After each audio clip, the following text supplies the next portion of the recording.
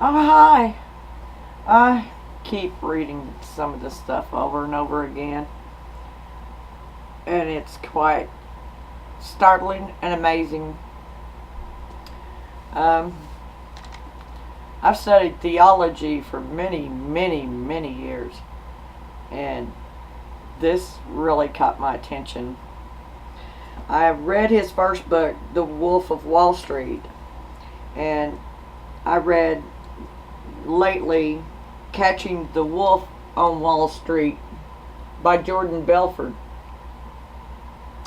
Amazing fellow he really is. In fact, he was a teacher.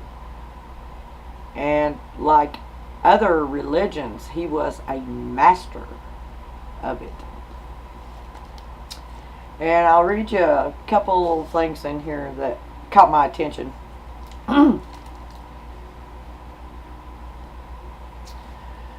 um, I shrugged. So he was talking to this guy. He told him, "So I began to train the salesman and quickly realized that I had a knack for it. In fact, I was so good at it that I could take virtually any kid off the street and turn him into a meat salesman." Well, they asked him to give a sales meeting, and they all went in there, and he says, "Yes, the meetings. It's what separates, or should I say, separated Stratton from every other brokerage firm in America. Twice a day I would stand before the boardroom and preach to the brokers.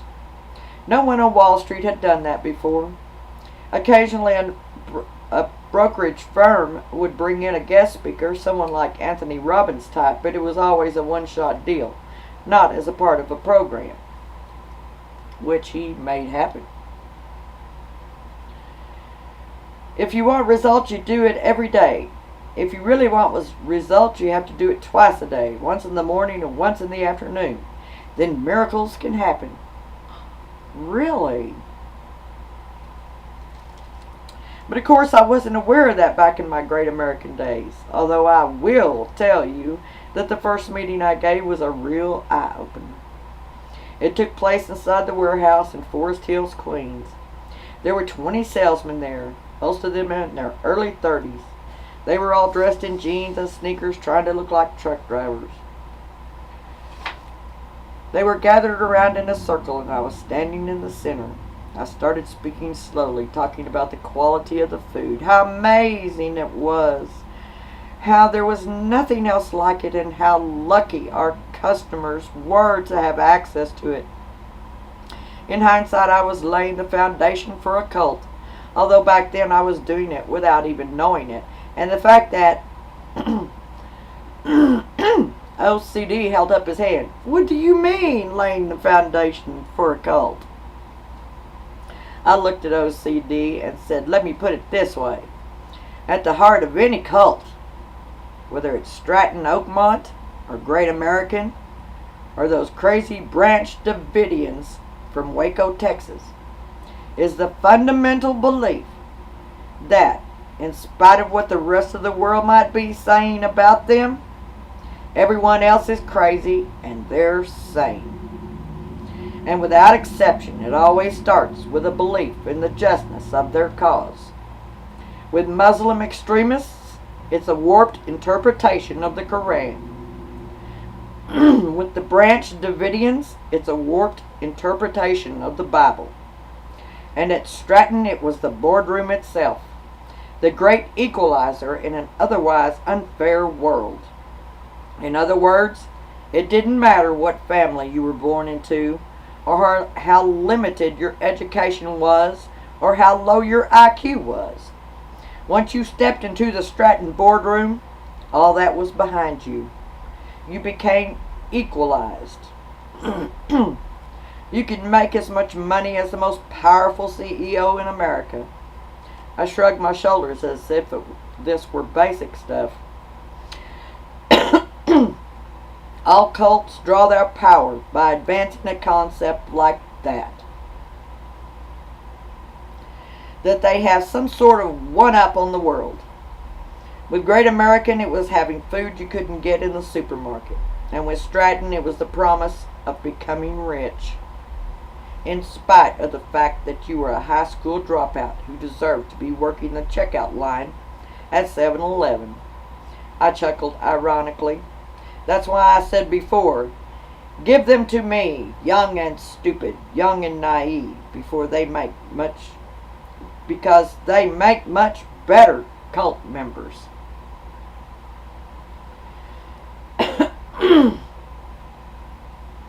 Anyway, back to my first meeting. After a few minutes of selling the salesman on how great the food was, the words began gushing out in torrents. Perfect strings of thought came pouring out of my mouth. Before I knew it, I was literally preaching, going on in intimate details about things that never even occurred to me before. Yet I still sounded like I was the world's foremost expert on them. Things like the difference between winners and losers, and the power of positive thinking, and being the master of your own destiny. And there are so much more details in this book. I think you would love to see it. And to me, he sounds like the prodigal son. Because he's come back from the wicked things he's been doing. And it is admitting his sins in this book. And I send him my blessings on this. For sure. Well, I have another book here too. That, strangely enough, I read almost the same time I started reading Jordan's. This is called The Little Book of Behavioral Investing. How Not to Be Your Own Worst Enemy by James Montier.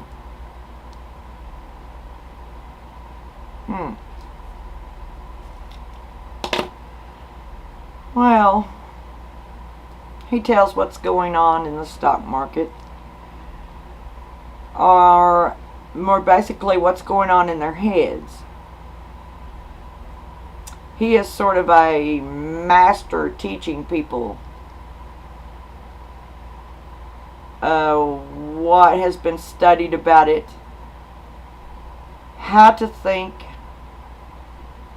and how brain patterns are looked at, and that made me kind of suspicious.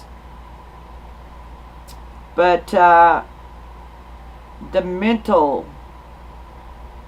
beliefs almost sounds religious as well. And he made some of these things sound so good. But basically he's teaching the worship of usury, which is a sin against God that even the Christians turned on God to take up, but by using the Jewish bankers as their scapegoat. And his description of it says, Ben Graham, the father of value investing, once said, the investor's chief problem, and even his worst enemy, is likely to be himself. Sadly, Graham's words are still true today. Bias, emotion, and overconfidence are just three of the many behavioral traits that can lead investors to lose money or achieve lower returns.